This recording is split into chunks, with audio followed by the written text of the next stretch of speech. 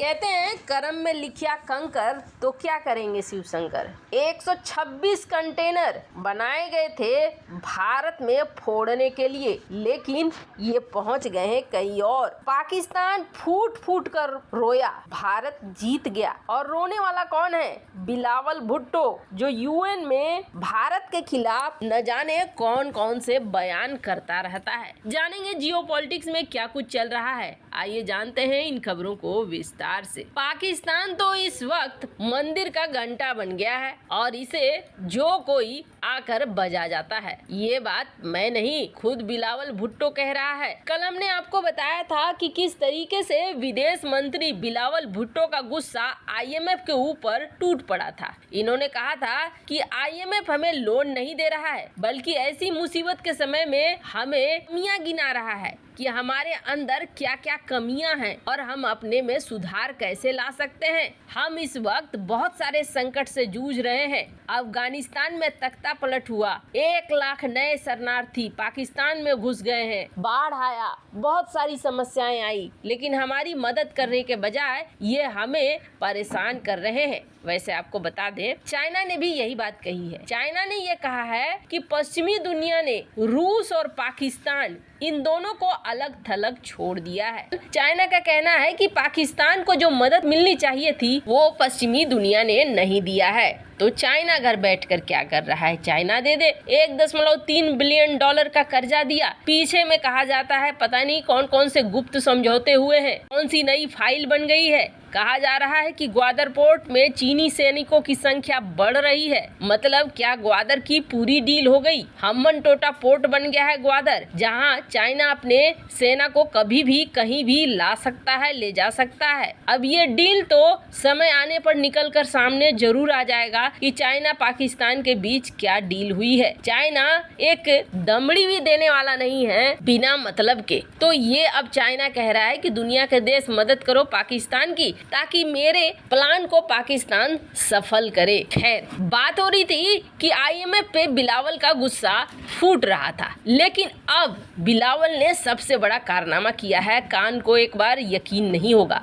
हमने देखा है जब से बिलावल विदेश मंत्री बना है, इसने कई बार यूएन में अजीब तरीके के बयान दिए। कश्मीर मामले को उठाने की बहुत बार कोशिश की और कश्मीर मामले को उठाते उठाते इसने पीएम मोदी पर आरोप भी लगाने शुरू कर दिए और ऐसी बातें कह दी थी जो हलचल का कारण बन गई थी। पीएम मोदी को गुजरात का कसाई भी कह दिया था। ये बिलावल भुट्टो अब गिड़गिड़ाएगा, ये थोड़ा सोचने में नहीं बन रहा था, लेकिन ये अपने नाना से थोड़ा अलग निकला है और इसने गिड़गिड़ाना शुरू कर दिया है। और बिलावल भुट्टो ने बोलते बोलते गलती से भारत को मित्र देश कहा और फिर जल्दी से अपने बयान को पलटा और कहा पड़ोसी देश। यूएन में हर बार पाकिस्तान भारत की लड़ाई होती है, लेकिन इस बार बिलावल भुट्टो का बयान गिड़गिड़ाने वाला बयान था और ये बयान था कश्मीर मामले को लेकर। बिलावल भुट्टो ने कहा भारत जिस तरीके से कूटनीति कर रहा है, ये कूटनीतिक प्रयास की वजह से कश्मीर मामले को संयुक्त राष्ट्र के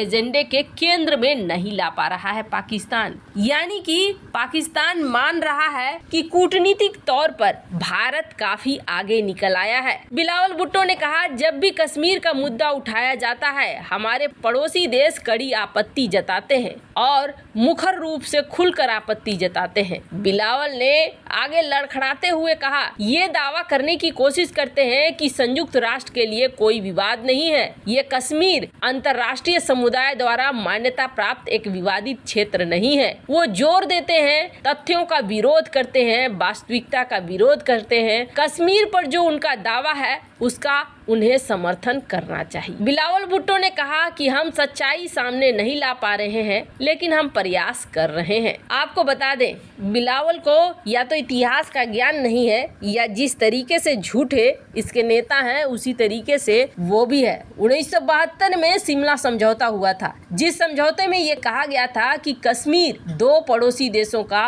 द्विपक्षीय मामला है, न कि यूएन का मामला है। तो यूएन में ये मामले क्यों उठाए जाते हैं? जाकर पुराना पीछे मुड़कर किताब कॉपी को देखो कि क्या लिखा हुआ है। भारत इसी वजह से यूएन में अपनी बात रखने में सक्षम हो जाता है। खैर, जहां एक तरफ ये सब कुछ हो रहा है तो वहीं दूसरी तरफ पाकिस्तान के लिए एक और बड़ी मुसीबत खड़ी हो गई, और ये मुसीबत ऐसी खड़ी हुई कि न उगलते बना न निगलते बना। 126 कंटेनर छीन लिए गए पाकिस्तान से, और पाकिस्तान ने इसे एक तरफ रोते हुए दिया, दूसरी तरफ हंसते हुए दिया। दरअसल भारत पर पाकिस्तान हमला करने के लिए, आतंकवादियों के लिए, सीमा पर उपद्रव मचाने के लिए हथियारों को तैयार रखता है। भले खाने को पैसे न हो, उधारी से हो या किसी भी तरीके से हो, आतंकियों को लगातार हथियार दिए जाते हैं। भारतीय सीमा पर उपद्रव मचाने की कोशिश लगातार की जाती है। पाकिस्तान आपूर्ति में कोई कमी नहीं छोड़ता है आतंकवादियों को, और अभी तो स्थिति उसकी ऐसी है कि एक तरफ से टीटीपी वाले भी उसे परेशान कर रहे हैं और एक तरफ से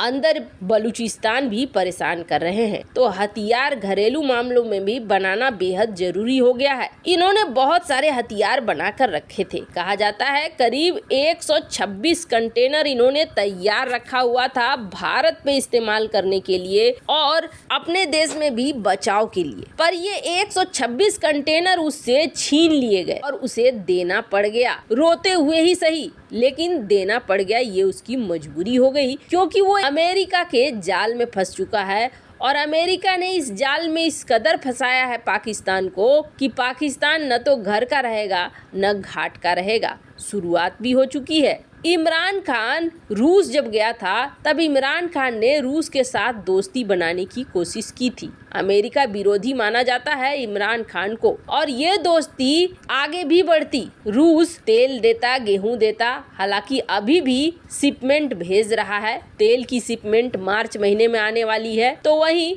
गेहूं की शिपमेंट पहुंच चुकी है पाकिस्तान के अंदर। पर शहबाज शरीफ प्रो अमेरिका हैं, और प्रो अमेरिका होने की वजह से शहबाज शरीफ के ज्यादातर निर्णय इस तरीके के हो रहे हैं जो रूस के खिलाफ हो रहे हैं। दरअसल यूक्रेन को मैनपेड चाहिए था, यानी कंधे पे लेकर रॉकेट मिसाइलें दागने में सक्षम हथियार। नाटो देश अब दे देकर हथियार थक गए हैं और चाहते हैं कोई तीसरा चौथा देश इसमें मदद करे। इसी के तहत अब अमेरिका ने संधि करवा दी है, जिसके तहत अब गोला बारूद ही नहीं बल्कि मैन पैड भी भेजेगा पाकिस्तान यूक्रेन। 126 कंटेनर जो बने बनाए थे शायद भारत के ऊपर इस्तेमाल होते, वो अब रूस के ऊपर इस्तेमाल होंगे।